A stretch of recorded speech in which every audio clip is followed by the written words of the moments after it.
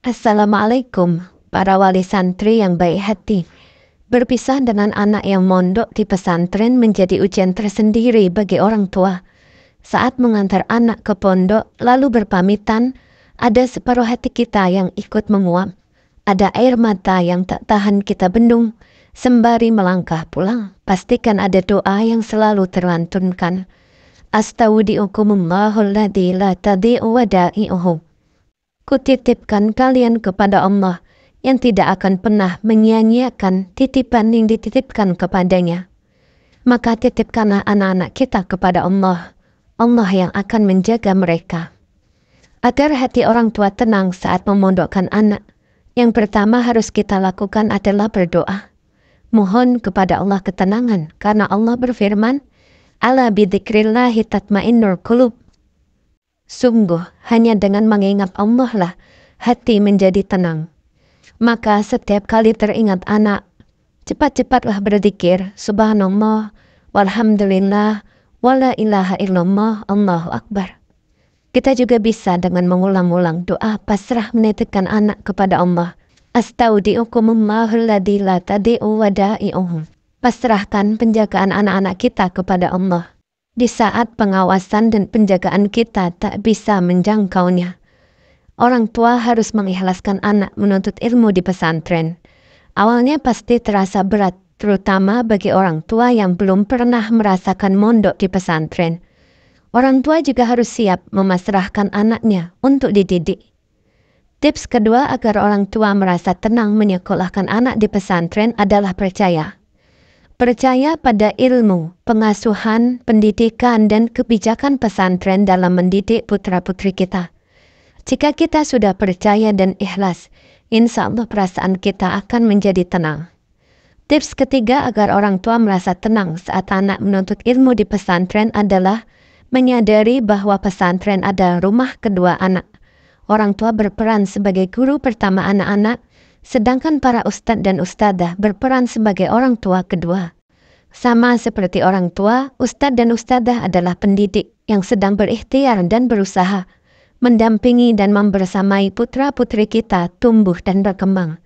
Sama seperti orang tua, ustadz dan ustadzah hanya mampu berusaha mendidik dan membangun mental anak-anak menjadi mental penggerak, menjadi pejuang, gemar bekerja, tangguh dan penuh tanggung jawab. Selanjutnya, hidayah adalah milik Allah. Jika orang tua menemukan satu atau dua kekurangan pada perilaku anak, orang tua tidak akan menyalahkan pihak pesantren. Karena sekali lagi, sama seperti orang tua, ustadz-ustadzah hanyalah mampu berusaha. Allah yang memberi hidayah, Allah yang menghiasi anak-anak kita dengan akhlak mulia. Tips keempat agar orang tua merasa tenang saat putra-putrinya berada di pesantren adalah memenuhi kebutuhan anak, baik secara finansial maupun secara mental dalam bentuk perhatian.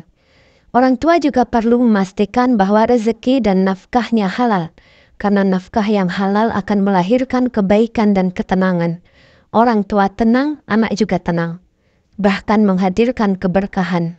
Imam Bukhari menjadi ulama yang fenomenal. Salah satu faktornya adalah harta halal yang diwariskan oleh ayahnya sebelum beliau wafat. Dalam sebuah riwayat dikatakan, ayah Imam Bukhari yang bernama Ismail bin Ibrahim menjelang wafat berkata, "Tidak ada satu dirham pun yang aku tahu dari hartaku ini berasal dari yang haram, dan tidak ada satu dirham pun berasal dari yang subhat." Inilah yang membuat Allah Subhanahu wa Ta'ala memelihara dan mengantarkan putranya menjadi anak soleh yang menghasilkan karya-karya besar. Tips kelima agar orang tua merasa tenang menyekolahkan anak-anak di pesantren adalah menjaga dan menjalin komunikasi yang intens dengan pihak pondok, terutama wali kelas atau musrif dan musrifahnya, karena tanggung jawab orang tua terhadap anak tidak terputus saat anak berada di pesantren. Ustadz dan ustadzah adalah partner orang tua dalam mendidik dan mengasuh putra-putri kita.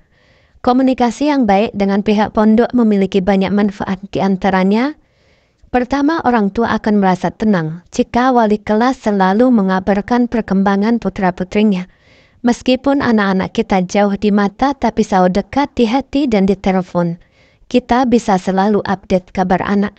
Kedua, jika anak memiliki masalah di pesantren, orang tua bisa segera konfirmasi ke wali kelas karena wali kelas adalah mata dan telinga orang tua. Ketiga, komunikasi yang baik dengan pihak pesantren membuat para ustadz dan ustadzah lebih mudah memahami karakter putra-putri kita, terutama seputar adaptasi antara kebiasaan di rumah dengan aturan di pesantren.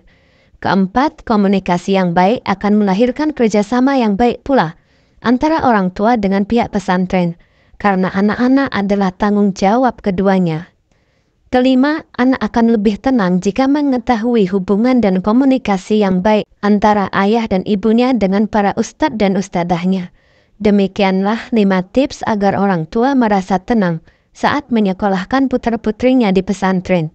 Semoga sharing ini bermanfaat. Ila liqa pada sharing berikutnya, insya Allah.